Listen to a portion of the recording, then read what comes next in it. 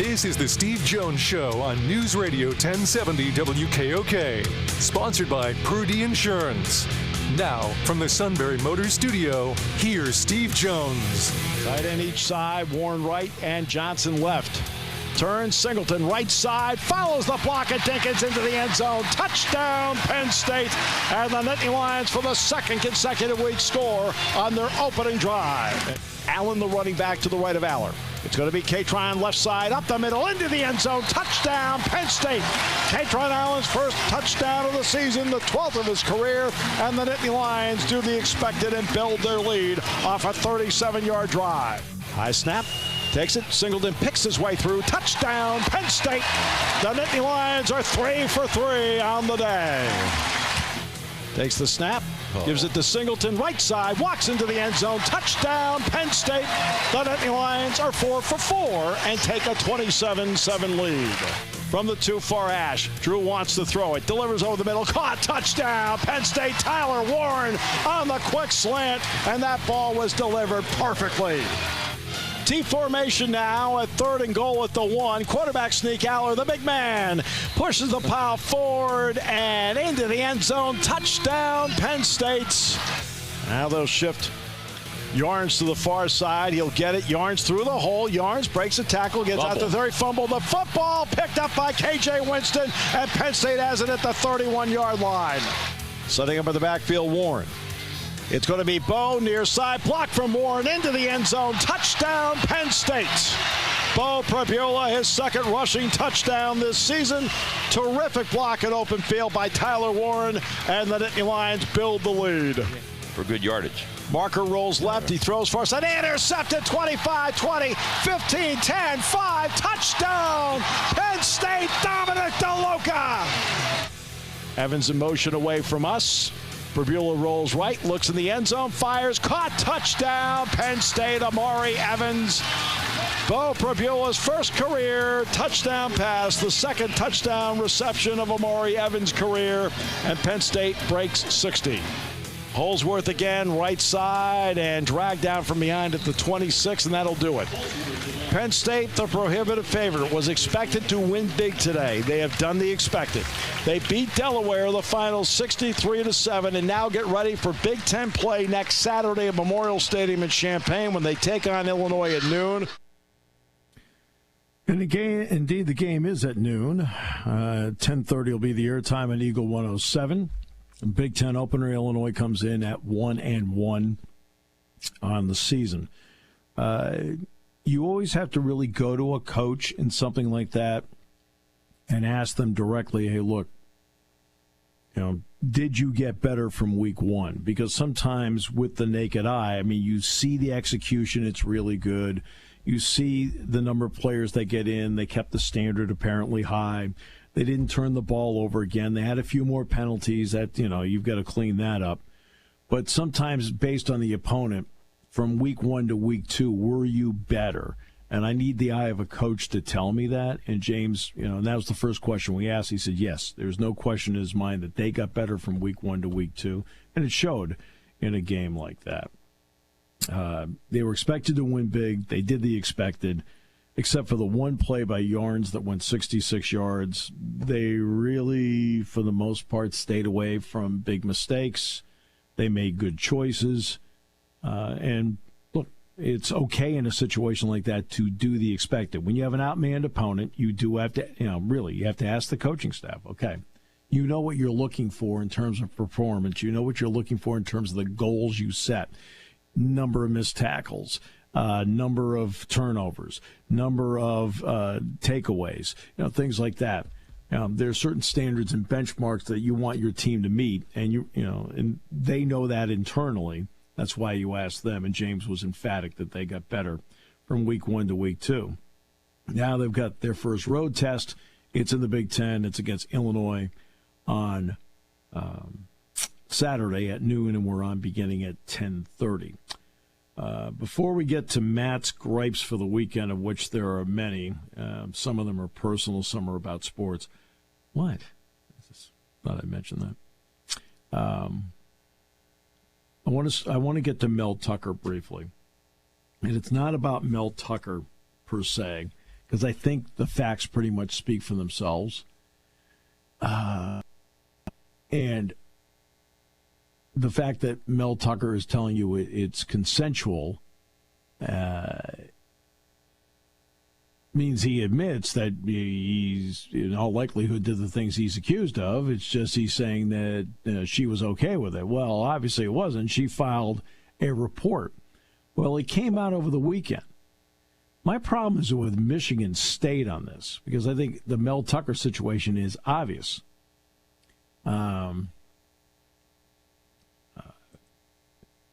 They found out about this when she filed a report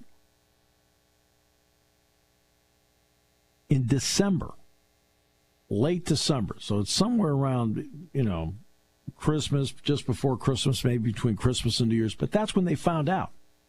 She went through the process and filed a report.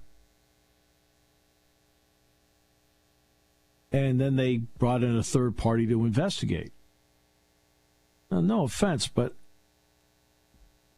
it's talk to him, talk to her, ask her, hey, can anybody corroborate what you're talking about here in terms of, like, did you tell somebody else? Can we talk to them? Great. Oh, yeah, she told me this happened, this. She was upset, whatever. Okay. Hey, it doesn't take that long. So they do the investigation. The investigation was over July 25th. They have the results of the investigation sitting there July 25th. And they let him coach camp. They let him coach the first 2 games.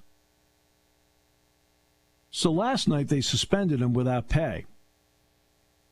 Oh, and by the way, when are they going to deal with this situation? Wednesday, Thursday, Friday? Yeah. October 5th. Really? October 5th. Wow. You've had the results since July 25th. And then they had a press conference last night, and they were asked about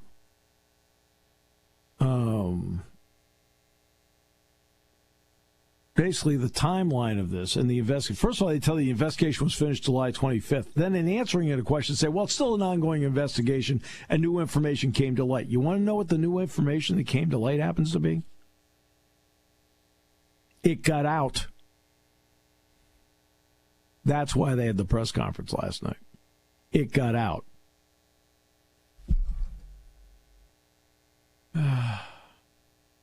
It's just, I mean, the biggest problem is obviously Mel Tucker. Got it.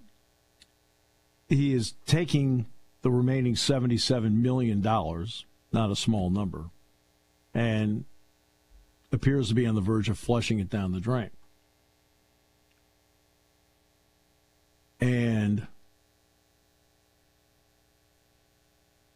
But Michigan State, the process is just so, I'm sorry, this process should not take 7 months. It shouldn't take 7 months. I could see it taking a couple of months.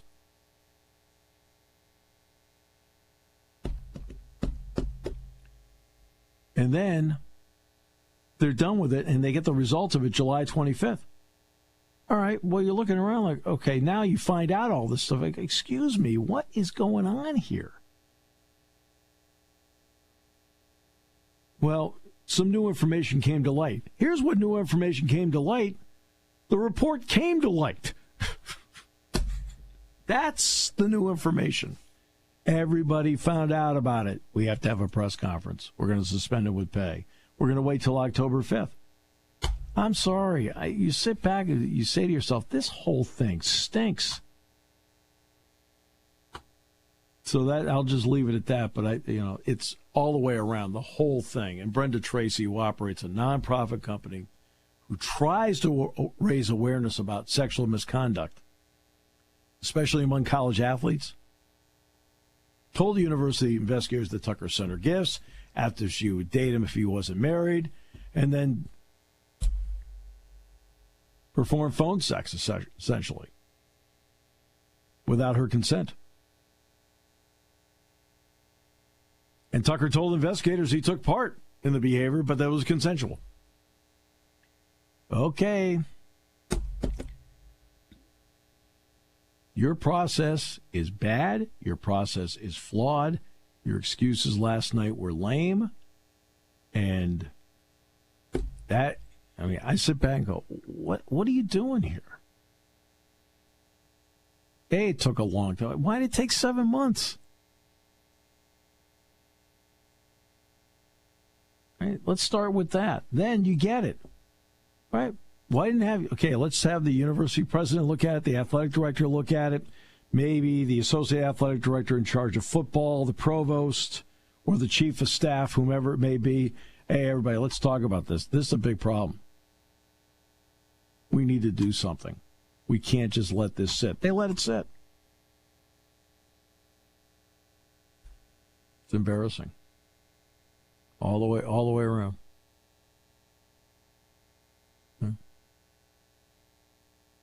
Usually you're the one that starts. By the way, Nicholas Singleton's dad, Tim, big fan of yours. Told me that Saturday. Really? I like the other guy you work with. He says, yeah, he says some crazy things, but he seems pretty good. Hey, well, I appreciate the shout out, Nick Singleton's dad. There you go. You want to know why Nicholas Singleton seems as grounded as he is? I'm not kidding. And Jack Ham and I talked about this after Tim left. We're like, jeez, you want to talk about being around a father who's like just absolutely smart, grounded. Like, you can see why Nick is the way he is. With that kind of family structure. Wow. So there we go. Okay. We'll take a break. But look, I get concerned about, okay, A, that it happened, B, the investigation taking so long. With no offense, it's not overly complicated. Okay, you interview the two people involved, you find out if there's anything to corroborate this in some way, shape, or form. I mean, it takes 7 months, right? Then you give the report, investigation's done. And nobody does anything. And all of a sudden, out of nowhere, an emergency press conference is called. Well, new information has come to light. No, the only thing that came to light was people found out you were doing the investigation and what it was about. That's why you had the press conference. Okay? Now you got to wait till October 5th for a resolution. Exactly what do you think the resolution is going to be? Come on. All right, we'll take a break. Your team was yesterday. I mean, seriously, Your quarterback was Absolutely. Right? And your head coach still does things where I just sit back and go, where is the common sense? And that is my main rant of the day. I've got a message for Mr. Nick Sirianni. N'Kobe Dean, by the way, out multiple weeks, foot injury. Yeah, great. But look, the guys are going to get banged up, so I'm just saying he's out. Just like Conklin, the right tackle for the Browns, he's out for the rest of the season. So, and I thought the Giants were very impressive last night. They looked like ready for prime time. We'll come back with more in a moment here on News Radio 1070 WKOK, brought to you by Purdy Insurance. Get the lingerie on the deck. Call the janitor.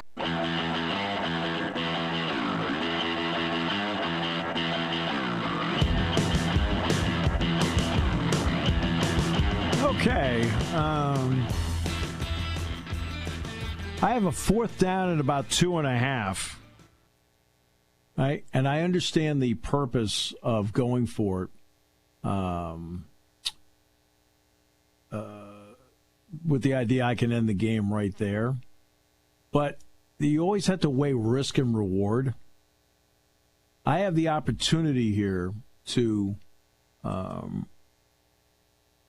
either, if I miss it on risk, it's a 52-yard drive and they need a touchdown, or I can punt the ball, and at the worst I'm going to end up with is 80 yards. Which one do you choose? The 80 yards, earth to Nick Sirianni. I mean, I don't get what he does stuff for it. Well, I'm showing. Please, I'm sorry. You punt the ball. Right? I don't mind other times you go for the whole thing, position on the field. But you got to look at the whole situation. You kick the ball away. Right? The worst thing that happens, it goes in the end zone. They start at the 20. Right? With 7 seconds less to work with. Right? On a day where your quarterback is not throwing the ball well, and on that pass play, he's late with it. That's why Gonzalez knocked it down. I mean, I don't know. Jalen Hurts did not see the field well yesterday. I mean, he really did not see the field well. He tried to take some deep shots during the course of the game, and he had guys roaming over the middle open. He kept throwing into doubles on deep patterns. I'm looking around like, what the heck is he doing? Yeah, missed Goddard twice, and the second time he missed Goddard, it could have been a touchdown, and that could have put the game away. I mean, you scored, 2 touchdowns in the game? One was a pick six on a really well-thrown ball by Mac Jones. I mean, that was a good ball by Jones. Just, went off as like a Kadarius Toney play.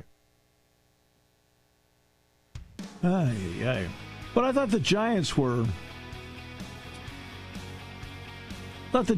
in mid-season form last night. I was stunned by them and the Steelers of how bad they were yesterday. You know what's interesting about the Steelers? You got 2 quarterbacks, same draft. One's a first-round pick. The other guy was the last pick in the entire draft. And let's face it, T.J. Watt played great yesterday. He's the one guy that did.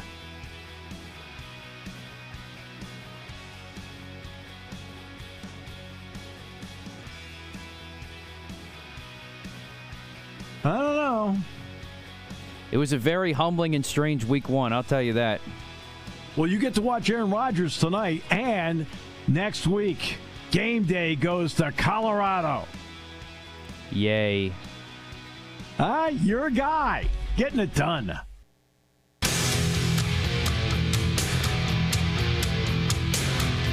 This is the Steve Jones Show on News Radio 1070 WKOK. Sponsored by Purdy Insurance.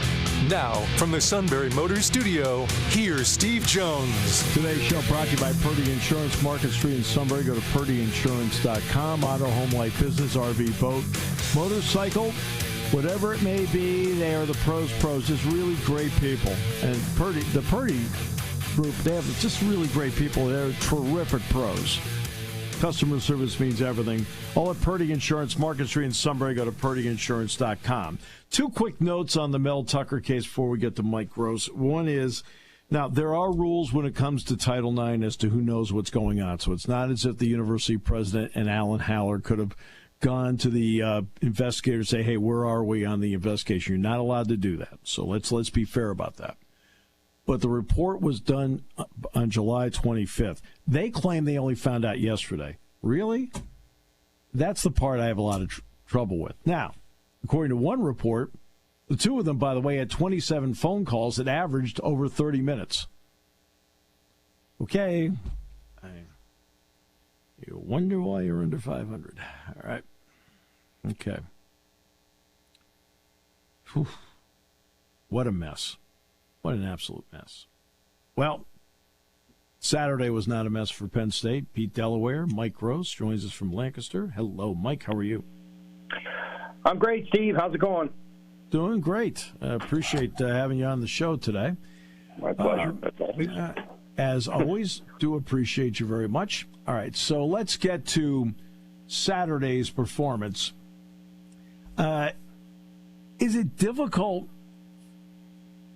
Is it difficult for you to look at a game like that following a game like West Virginia when you talk about game 1 to game 2 improvement and really get a gauge as to how much better a team was able to get? Yes. In a word, yes. It's very difficult. I will say a couple of things about that, though. I thought you had 2 different opponents who tried to defend Penn State in very different ways. And it was interesting to see how Drew Aller seemed utterly prepared for both of those styles. That was one thing that I think kind of impressed me. And then I think one thing that nags at you a little bit is defending the run. And again, you with a huge grain of salt, a boulder of salt, because of the quality of the opponent. But yeah, those are two things that I think you maybe can take away from this, even if you're grading on a curve. If Yarns had not broken off the 66-yard run, and he did, Yep. but if he had not broken off that run, would you have had a different thought process about defending the run? Well, yeah, probably, but here's the thing. I thought West Virginia ran it pretty effectively. I thought more effectively than the numbers indicated, than the stats indicated, and maybe got away from it a little prematurely. So that was a concern. But this is what I go back to with defending the run. You're right. It is one. It's just one play, but it was one play in which they made a huge mistake in terms of everybody being in their gap.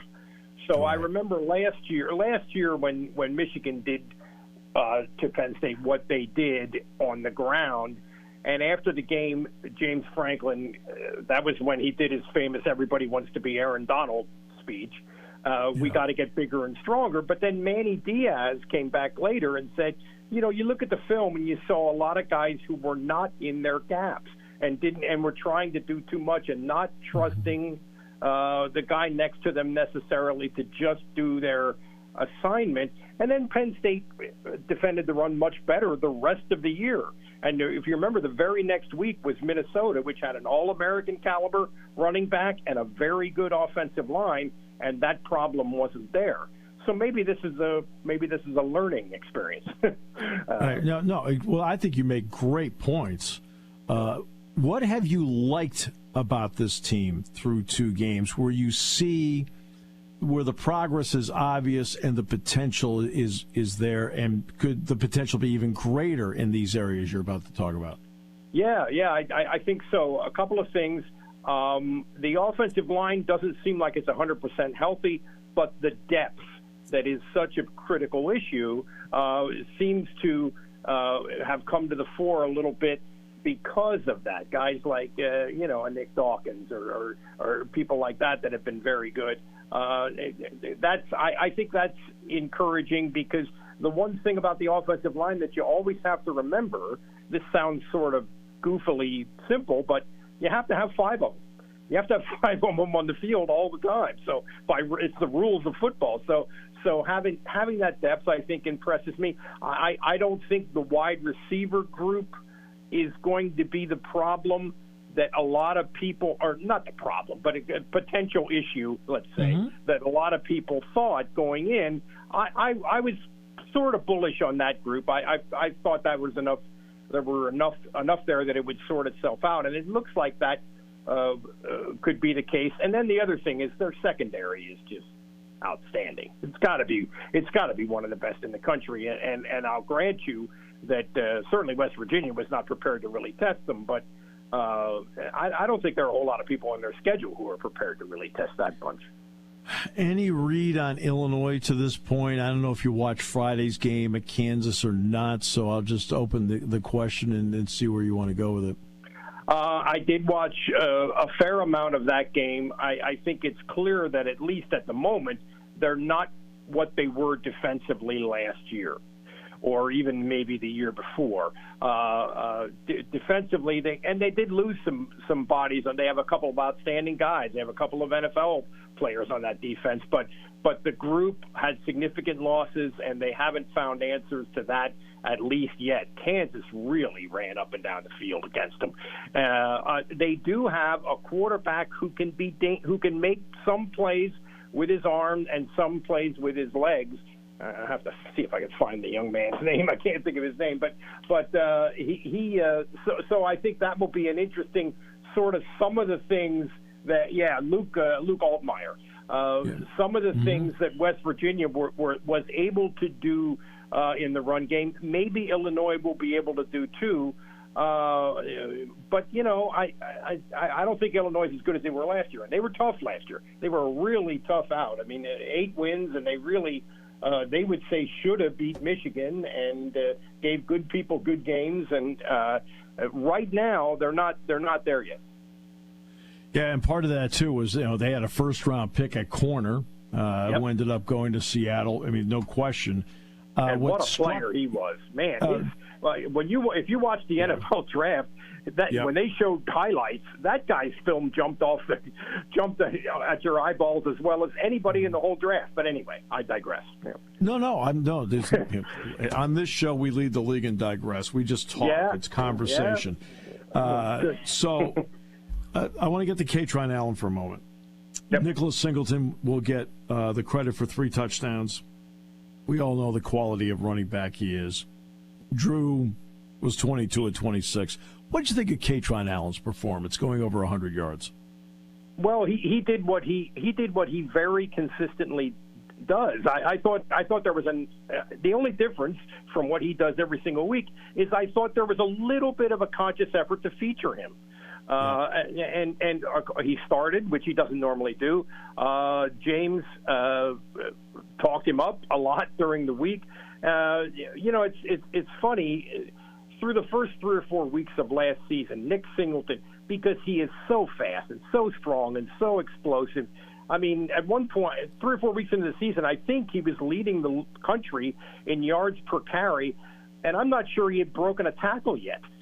And Katron Allen is just quietly turning a 3-yard run into a 6-yard run over and over and over. And I thought as the season went on, Nick got a lot better at learning the Katron Allen thing, how to make people miss, how to stop and go, how to be patient, how to get that extra yard after contact or yards after contact. Nick became more like Katron, but Katron, I mean, he's just money in the bank. He's just kept doing his thing. The only difference I see this year from last year is I think he really got serious about conditioning. So now he's a stronger, more solid, probably a little bit more explosive athlete, but the same player. I mean, this is, Penn State, I don't want to say they hit the lottery because they recruited very wisely with these 2 kids, but man, they are really getting their return on the investment here. Those guys are just outstanding football players. I mean, that's why I always laugh at his nickname, which is from being a baby. It's Fat Man. Right? Yeah, he's 222 pounds and his body fat's like 4 to 8%. I mean, come on.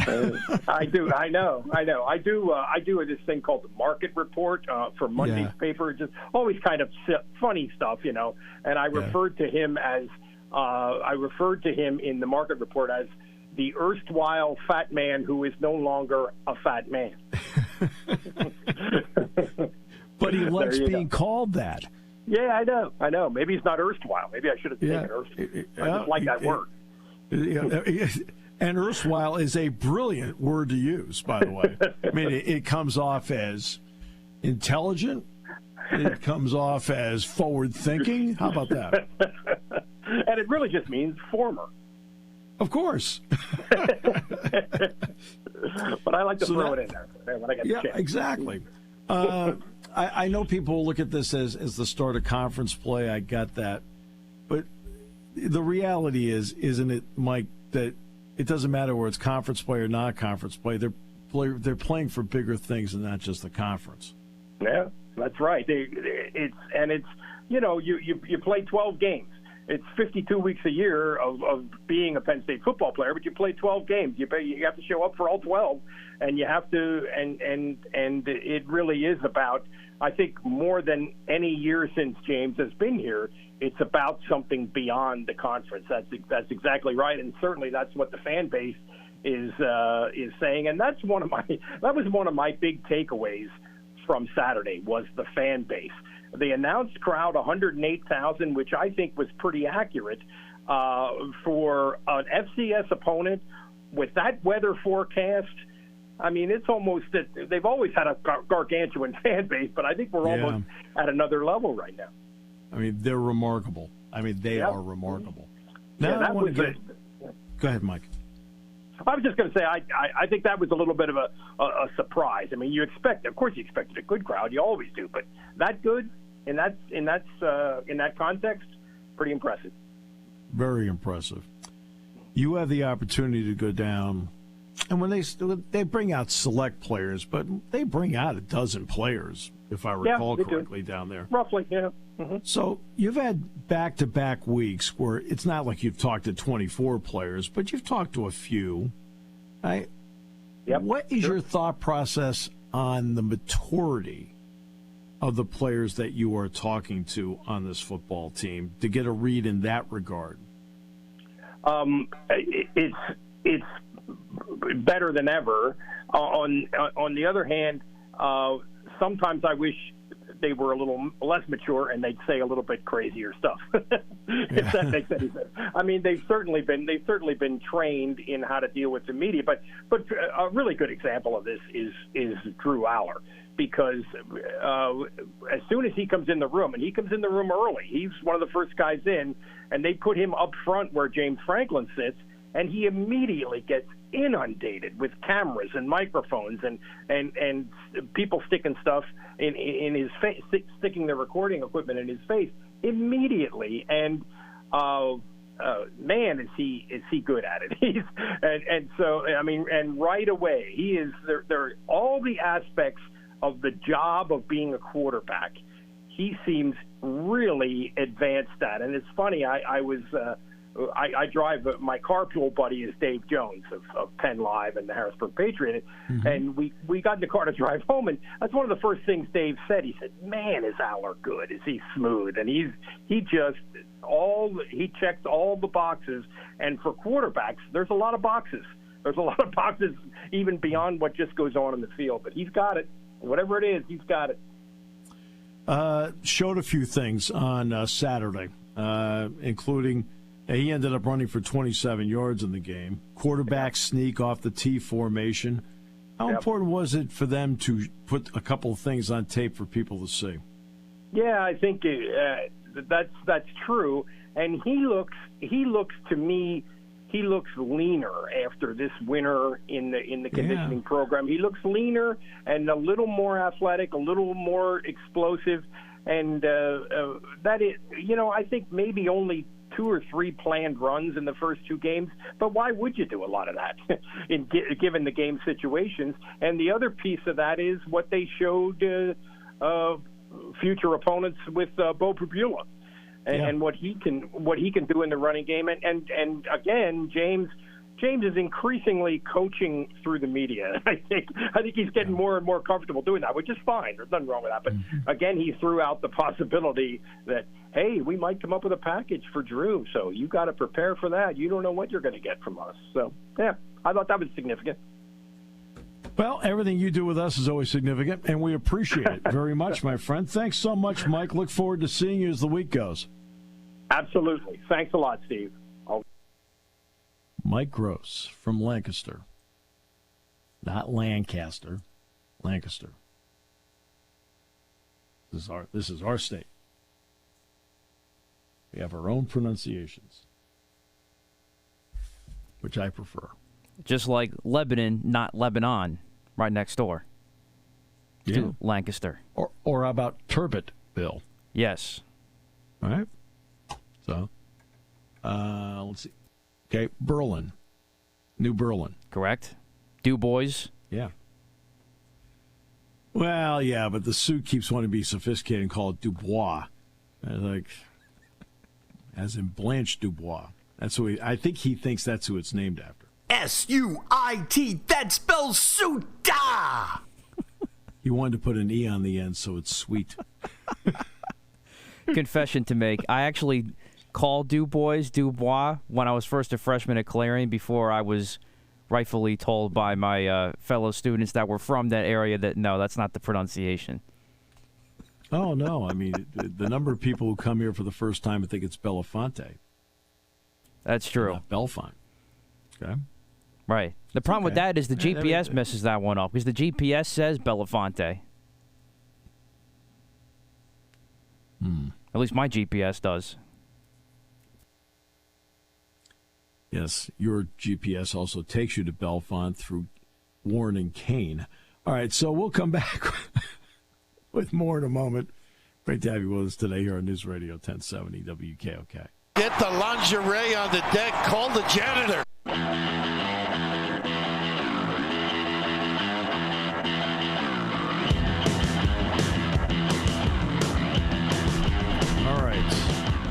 State, Illinois, Saturday, noon, 10:30, the airtime at Eagle 107.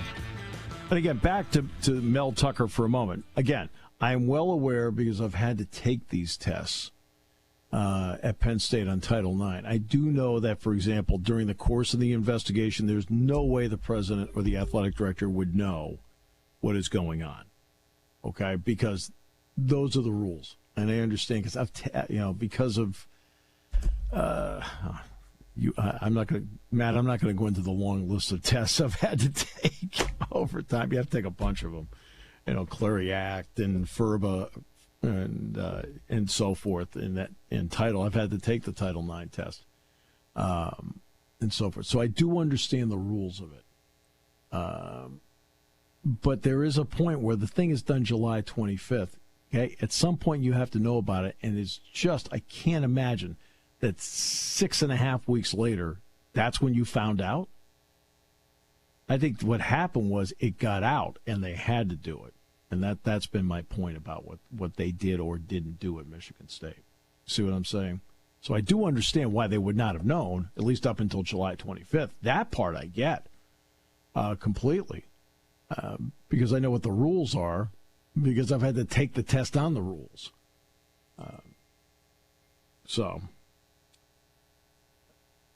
But yeah.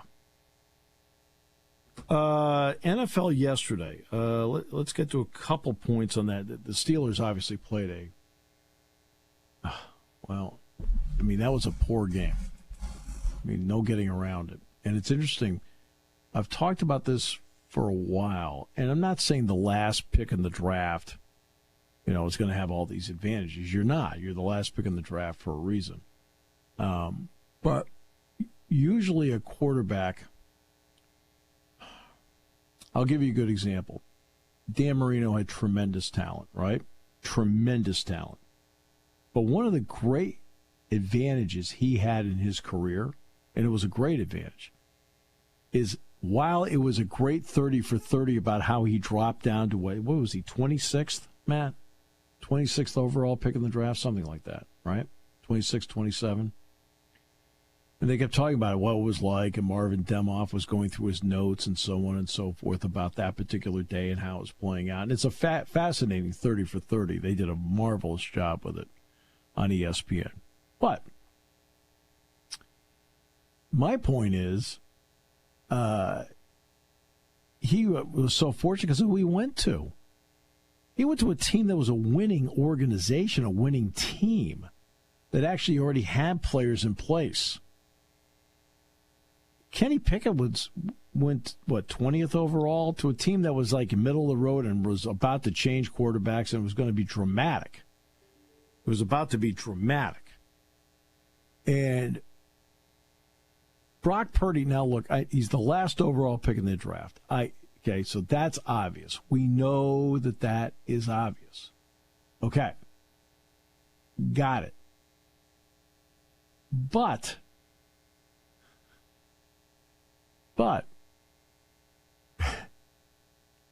he also went to a team with Deebo Samuel, Ayuk, George Kittle. They acquired Christian McCaffrey. Okay? He's surrounded by great talent. An offensive line, you want to talk about having some things going your way? Not so bad.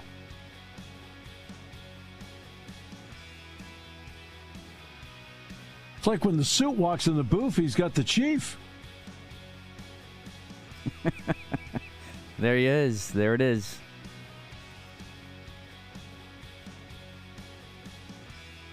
Yeah.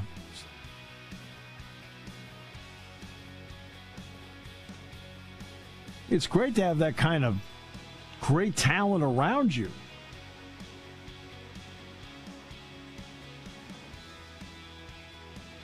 Happy for Katron Allen on Saturday. Played well again. Your home for news, AccuWeather, and sports. Celebrating 90 years of serving the Susquehanna Valley. We are WKOK Sunbury.